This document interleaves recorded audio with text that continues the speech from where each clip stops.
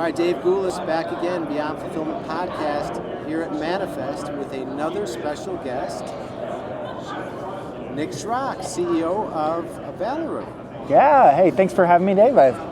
Pleasure to be on again and have a quick chat. Yeah, absolutely. Okay, so Nick, last time we spoke, we talked all about Valoroo and your journey in growing and what it's been like and how tight your team is. Can you just give us a quick refresher of what Valoroo does? Yeah, of course. Yeah, so at Valoroo, we do nearshoring and offshoring for logistics companies specific to staffing. So we have teams in the Philippines, Belize, and Mexico.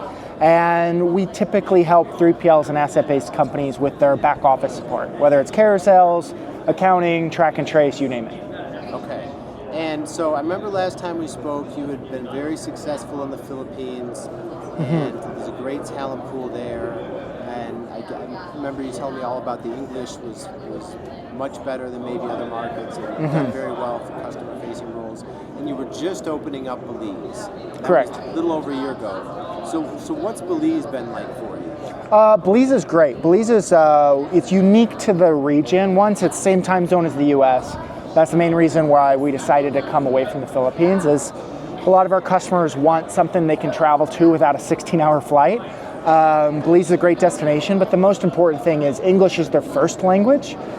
So everyone in the country speaks English, and then about maybe 60 to 70% speak Spanish as well, so we can have that bilingual answer. And it's not the worst place to travel to in the world either. So. Okay, how long is the flight there? Oh, depending where in the U.S., but usually 2 to 3 hours. It's not bad at all. Okay. Yeah. Okay. And so going into a new market like that, kind of with no experience in that market, what was it like setting up shop and doing all the things you need to do to run a successful nearshoring company? Yeah, this is a great question. So, kind of a peek behind the curtain. The people's the easy part for us because it's what we're good at. We're good at onboarding people. We're good at training them. We're good at placing them in logistics companies. It's dealing with new governments, dealing with new cultures. That is by far the largest hurdle for us. It's like, hey, it's like, how is their government different? What employment laws? Making sure you're doing everything the right way, so that way you're, one, just a legal business, but also you're building relationships within the local community. Belize is not a massive country, so you really don't want to rub people the wrong way. So that's by far been our largest hurdle, and we're way past that now, but it's something we didn't anticipate would be such a large lift, because even though working with the U.S. government, everybody's kind of frustrated with it, it is much easier doing that than kind of going into these other countries and going there. But it's much easier now that we know our way around, but it was for sure a learning curve. Okay, and how involved are you as the founder, right, as the leader of the company? Like when you go into a new market and these unexpected hurdles pop up, I mean, how involved are you in the day-to-day and how you have to, I guess, manage that situation? Yeah, I'm not the one executing on the plans. We have champions for different markets that's kind of running we have boots on the ground. We have a local leader there that's primarily championing it. And then it's like, but I'm involved because it's like I'm the one that is on all the paperwork, so I have to review all the contracts and do all those things. So I wouldn't say I'm the main person doing that for sure, but it's like I feel the stress of kind of helping them through it and go that way. Attention e-commerce sellers. Is fulfillment a headache for you? Whether you're fulfilling in-house and you know you need to outsource, or you're with another 3PL and you know you deserve better service, Easy DC 3PL can help. We offer personal service, fast response time, and we're flexible to meet your unique needs. Get in touch today and find out how we can help you.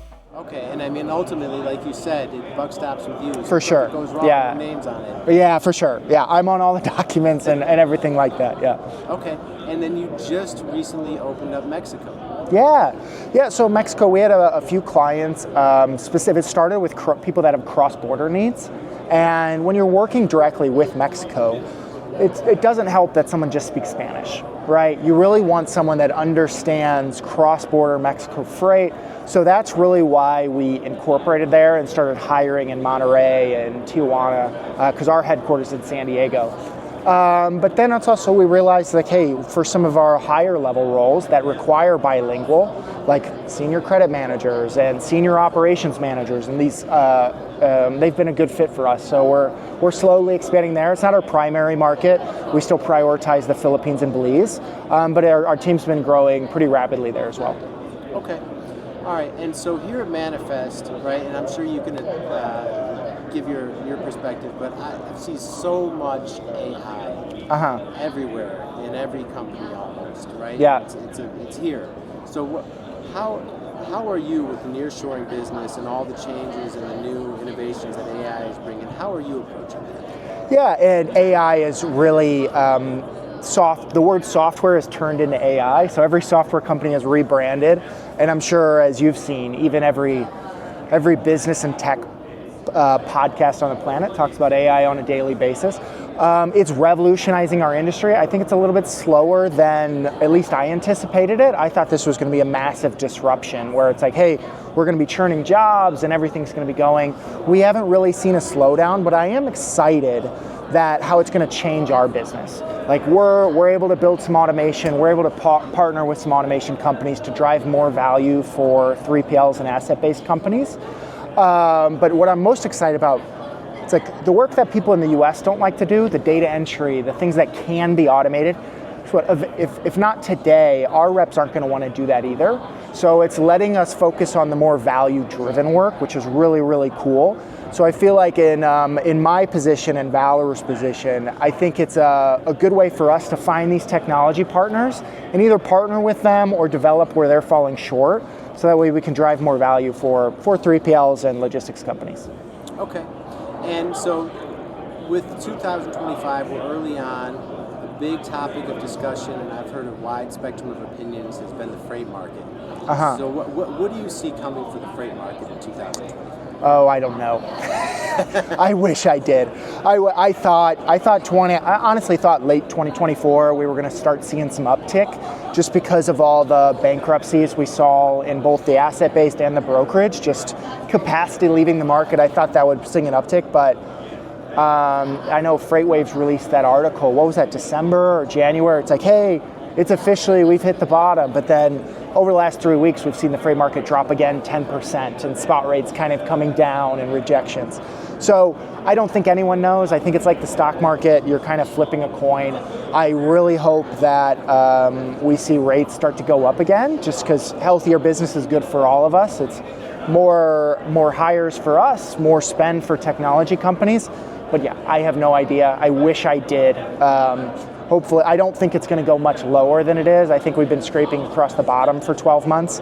But yeah, I think the trajectory has to go up in 2025, but I really don't know, to be honest. Okay, and so you've been coming to this show for a number of years. What's your favorite part about coming to a show like Manifest?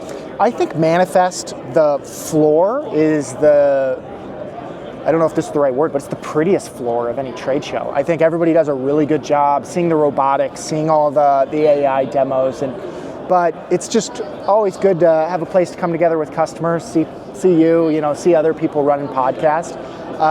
But yeah, the floor is so cool. If you haven't shown them a tour of what everything looks like, I highly recommend it. It looks great.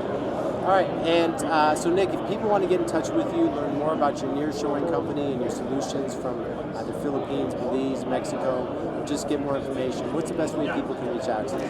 Yeah, Valoroo.com, VALOROO.com is by far the best way. If you want to reach out to me directly, my email is nick@valoroo.com. Okay, awesome. Well, great seeing you again as always, Nick, and best of luck with everything you do. Yeah, thanks. Appreciate it. All right.